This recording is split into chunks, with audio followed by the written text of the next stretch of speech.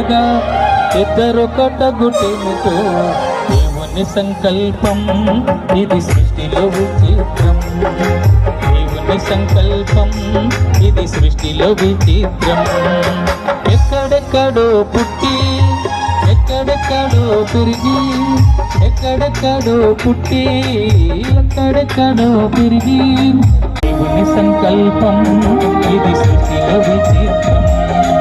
దేవుని సంకల్పం ఇది సృష్టిలో విచిత్రం.